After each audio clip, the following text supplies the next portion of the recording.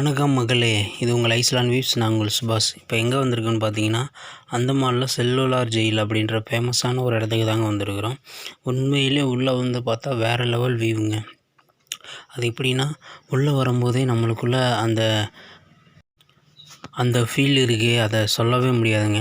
உள்ளே வரும்போது ஒவ்வொரு விஷயத்தையும் பார்க்கும்போது நம்மளை அறியாமலே அந்த விசுவல்ஸ் மண்டைக்குள்ளே ஓடிக்கிட்டே இருக்கும். அந்த அப்போது சிறையில் நம்மளோட சுதந்திர போராட்ட தியாகிகள் எப்படி எல்லாமே குடும்பப்படுத்தியிருப்பாங்க, இப்படியெல்லாம் பண்ணியிருப்பாங்களோ, அப்படியெல்லாம் பண்ணியிருப்பாங்களோ, நம்மளுக்குள்ளே ஒரு அந்த கற்பனை ஓடிக்கிட்டே இருக்கும் மண்டைக்குள்ளே.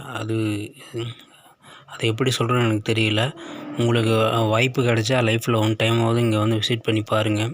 அது வேறு லெவலில் இருக்கும். அந்த நம்மளை அறியாமையே அந்த காலத்துக்கே நம்மளே அந்த இருக்க மாதிரி அந்த ஃபீலிங் வரும். இதுதான் அந்த சிறை கைதிகளுக்கு வந்து தண்டனை கொடுக்குற மெத்தடில் ஒன்று. இது வந்து என்னென்னு பார்த்தீங்கன்னா, செக்கு வந்து மாடை தான் இழுக்க விடுவாங்க. ஆனால் அங்கே வந்து கைதிகளை தான் இழுக்க விடுவாங்க.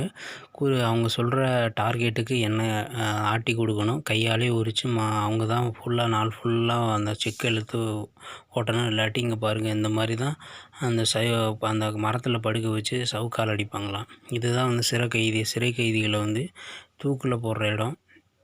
பாருங்கள், கீழே வந்து அண்டர் கிரவுண்டில் ரூம் இருக்கும். பாடி வந்து அங்கே தான் போய் கீழே விழுகும். அதையும் பார்க்கலாம். பாருங்கள், பார்த்தீங்களா, நம்ம சுதந்திரத்துக்காக அந்த காலத்தில் எப்படியெல்லாம் பாடுபட்டிருக்காங்க, எவ்வளோ கஷ்டத்தில் வச்சுருக்காங்கன்னு. வாங்க, அப்படியே நம்ம இந்த ஜெயில் ரூம்லாம் ஒவ்வொரு ரூமையும் போய் சுற்றி பார்ப்போம். ரூம் எப்படி இருக்குன்னு பார்க்கலாம். உண்மையிலே இது வேறு லெவலுங்க. நான் வேறு லெவல்னு சொல்கிறத விட நம்மளுக்கு சுதந்திரத்துக்காக எப்படியெல்லாம் கஷ்டப்பட்டுருக்காங்கன்னு இந்த ரூம் பார்க்கும்போதே தெரியுது. வெளியில் இந்த ரூமுக்குள்ளே இருந்து பார்த்தா வெளியில் என்ன நடக்குது, என்ன எதுவுமே தெரியாது. அந்த ஜன்னல் ஒன்று தான். அந்த ஜன்னல் ஹைட்டுக்கு நம்ம இருக்க மாட்டோம். ஸோ இப்போ எல்லாரையும் அவங்களோட முதல் நோக்கமே எல்லா சிறை கைதிகளையும் வந்து தனிமைப்படுத்துறதுக்காகவே டிசைன் பண்ணி கட்டப்பட்ட கட்டடங்கள்லாம் இது. பாருங்கள் நீங்களே. ஒரு ரூமில் ஒரு மினிமம் எனக்கு தெரிஞ்சு ஒரு ஆள் தான் இருப்பாங்க அப்படின்னு சொன்னாங்க. அது எந்தளவுக்கு உண்மைன்னு தெரியல. ஆனால் அப்படியே தான் இருக்குதுன்னு நினைக்கிறேன். பாருங்கள், எவ்வளோ சேஃப்டி மெஷர்மெண்ட், அந்த லாக்கெல்லாம் எப்படி வச்சுருக்காங்கன்னு நம்ம இன்றைக்கி இவ்வளோ ஹாப்பியாக ஃப்ரீடமாக இருக்கிறோன்னா அதுக்கு காரணம் நம்மளோட முன்னோர்கள் தான். சுதந்திரத்துக்காக அவங்க இந்த சிறையில் என்னென்ன கஷ்டப்பட்டுருக்காங்கன்னு இந்த சிறையை வந்து பார்த்தாலே நம்மளுக்கு ஒரு மாதிரி தலை சுற்றுது.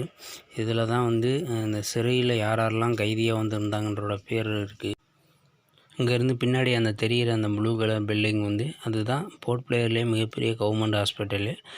எல்லா ஸ்பெஷாலிட்டிஸும் ஆல்மோஸ்ட் இங்கே இருக்கும். வாங்க, அப்படியே மொட்டை மாடிக்கு போகலாம். இங்கே பாருங்கள், அந்த காலத்தில் வந்து இது மரத்தால் செஞ்ச படிக்கட்டு தான். பாருங்கள், மொட்டை மாடியிலேருந்து எவ்வளோ வியூன்னு. அந்த கவர்மெண்ட் ஹாஸ்பிட்டல்னு சொன்னல, அதுக்கு கட்டுறதுக்காக அந்த ஜெயிலில் ஒரு பாதி இடிச்சிட்டு தான் கட்டியிருக்காங்க. இது அந்த காலத்துலேயே அவ்வளோ ஸ்ட்ராங்காக கட்டியிருக்காங்க. இந்த ஹாஸ்பிட்டல் கட்டும்போது ஒரு பகுதி இடிக்கும்போது ரொம்ப கஷ்டப்பட்டாங்களாம். அந்த சைடு அந்த லாஸ்ட்டில் கடலுக்குள்ளே தெரிகிறது தான் ரோஸ் ஐலாண்டு. வெள்ளைக்காரங்க அவங்க ஃபேமிலியோடு ஆடம்பரமாக அவங்க நாட்டு கட்டடத்தோடு கட்டி வாழ்ந்த இடம் அதுதான். நம்ம சுதந்திர போராட்ட வீரர்களே கைது பண்ணி கூட்டிகிட்டு வந்து அவங்கள வச்சு இந்த ஜெயிலை கட்டி அவங்களே இந்த ஜெயிலுக்குள்ளே வச்சானுங்க வெள்ளைக்காரனுங்க. அந்த ஆப்போசிட்டில் அந்த ரோஸ் ஐலாண்டில் தான் வந்து வெள்ளைக்காரங்க வந்து அவங்களோட அவங்க நாட்டு கட்டட பாணிகளில் ஆடம்பரமாக அவங்க ஃபேமிலியோடு தங்கியிருந்தானுங்க. காரணம், அங்கே ஆடம்பரமாக இருக்கணும், அந்த சிறையும் நம்ம கண் பார்வையில் இருக்கணுன்றதுக்காக தான். அதுவும் இடிஞ்ச நிலையில் இன்னும் இருக்குது. அதையும் ஒரு நாள் பார்ப்போம்.